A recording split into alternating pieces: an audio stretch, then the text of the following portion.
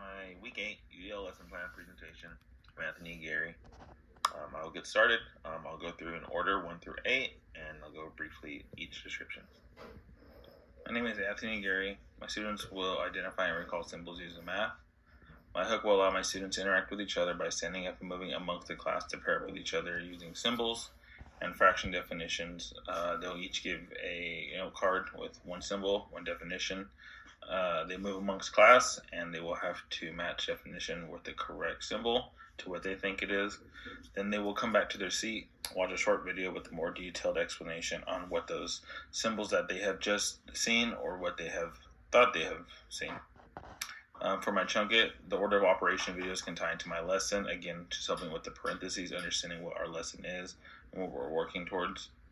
The next one is our connected. So sentence strips for the order of operations. The activity will be handed out to each student, allowing them to create one equation. So the equation here I have, I'll show you a sentence strip that I have created that I have used for this connected part. My check it small groups are great at assisting students who struggle or fall behind during a lesson. With this accommodation allows my STC class to pinpoint a desired need. For my check it will allow my kiddos to go. The ones who do go above and beyond will tweak it, make sure the equations, the symbols are more to their level, such as multiplication, subtraction, addition. And then those ones who do need help will kind of stay along the area for those accommodations as we use addition. The last one will be our carry it. Students will then take the knowledge of the parentheses and learn and apply them to an exit ticket at the end. We'll tie it all together in the end with equations, their own from they had created or ones that they have used in. Here I have a sentence strips that I had created for my class for this lesson. As you can see, I have left the areas open for the numbers for them to create their own. So I left the addition for the basic math. This was across the whole class. But as I continued on to the lesson, I did leave the symbols different so they could do multiplication or subtraction and change it up as they go. But along the line, this was what I had used for my class when we had attempted to do this. Just to get an idea of my grade level on the subject I am right now creating. So this is going to be a math subject I am creating. I currently have an SAC class, 4th through 6th grade class. There's 4 4th graders, 6 5th graders, and 1 6th grader. As you can see, my class has a big amount of 5th graders, so a lot of my lessons are tied with the 5th grade curriculum. My class total is about 11 with 3 girls and 8 boys. They're all, again, same level. And I have 7 students who have autism, 4 have intellectual disability. There are 3 English learners currently, but 1 has mastered out of those 11 students, and my students are below grade level in reading, writing, and math. All my students do provide some support for some form of graphic organizer to calculator, even slanted board writing to help give them that accommodation to write. The adopted content or common core standards and the EL standards that I'm currently using for this lesson, like I say, are 5th grade standards. So for this is the operations and algebraic thinking. So I'm using parentheses, brackets, or braces in numerical expressions and evaluate expressions with these symbols. Again, I'm scaffolding these. My EL standards are part 1A, collaborative. It's exchanging information and ideas with others through oral collaborative discussions on a range of social and academic topics. And then my DOK level for this is recall and reproduction. So this is allowing them to go to those small groups, recall the information, reproduce what we are working on, and then at the end, come back to the journal and then an exit ticket. So this students will be able to identify and recall symbols used in math. So next is the motivation lesson and anticipatory set for this. So as you can see, my captures, when they match with their partner, they will create their own math equation. So by this, I'm allowing them to integrate the addition, subtraction, and multiplication problems themselves. When they have all created their equations, I will then introduce them to a video intro to order of operations. So this allows them to get to know how to write the equation and then become familiar with it as they watch the video. My students' prior knowledge are being bridged with what they know, such as addition and subtraction and multiplication. For some, creating new problems and learning a new math equation. Like I say, I'm bridging a lot of my kiddos into addition and subtraction into multiplication. A lot of them are great in multiplication, but now I have to, like I say, bridge it into those two. And so using these sentence strips just to kind of formulate it with addition and subtraction and multiplication has helped. So for my strategy for making this content available to all, again, the strategies I'm using for this is my think, pair, share in the beginning.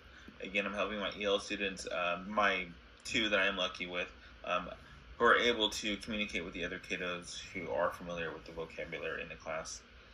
They share the results with one another, discussing the equations, and then they are able to verbally tell either me or the class what they had learned.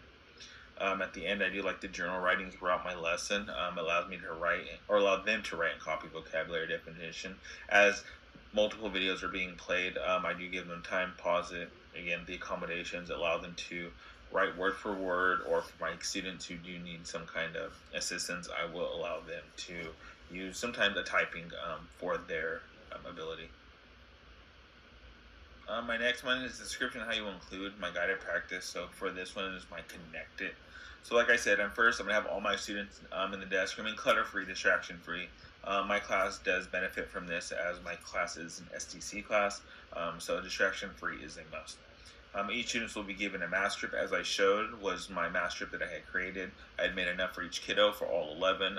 Accommodations, like I said, is tailored to each one of them. I will have the same format on the whiteboard, so they will copy me at first, so we all get the same answers. Again, this is I do, you do, we do area, so I'm able to show what I'm writing, and they're able to copy that. Journals or on their sentence strips. We will work on a problem out as a class. Students will be picked by card number and asked to work out as the next step. This gives the interaction, gets them ready, and it gives them that random choice of maybe some kids who know it and some don't, and we can work with that. We will then answer some. We will have the same answer, like I said, in the same written way we worked it out together. So again, it's all connected. And then we will create their own problem after we have completed our steps together, and they will be able to use those strategies that I have taught them and take it to their small groups. A description of how I will include my connected, check, and carry it. Again, with my connected section, this is allowing them to use those sentence strips I had created for them and to able to write those equations and come up with their own answers. Again, this is very hands-on. I like to be able to them to write their own problem, and my EL students who don't know how or able to learn from others.